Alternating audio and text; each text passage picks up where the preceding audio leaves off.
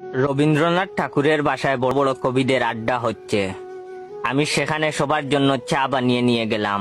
আমার বানানো চা খেয়ে প্রথমে কবিগুরু বললেন, আমারও পরাণে যাহা চায় তার কিছুই নাই, কিছুই নাহি এই চাহে গো।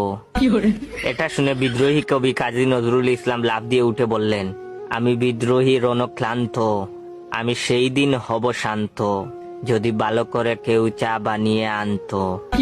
নজরুলের কথা শুনে উদাস মুখে জীবনানন্দ দাশ বললেন, আর আসিব না ফিরে রবি ঠাকুরের নীড়ে, গরম চায়ে মুখ দিয়ে টুট গিয়েছে পুড়ে। খানিক পরেই কবি সুকান্ত বলেছেন, কবিতা তোমাকে দিলাম বিদায়, এটা চা না যেন জলসানু চাই।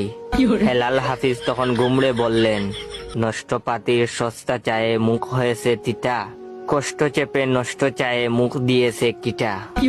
রুদ্র মোহাম্মদ শহীদুল্লাহ নরম কণ্ঠে বললেন, ভালো আছি ভালো থেকো, চায়েতে চিনি বেশি মেখো।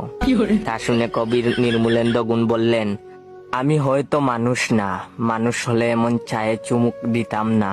পরিশেষে রবীন্দ্রনাথ অসহায় চোখে বৃষ্টির পানে তাকিয়ে বললেন, ওরে ওরে অদম, ওরে কাঁচা, ভালো করে চা বানিয়ে আমাকে তুই বাঁচা।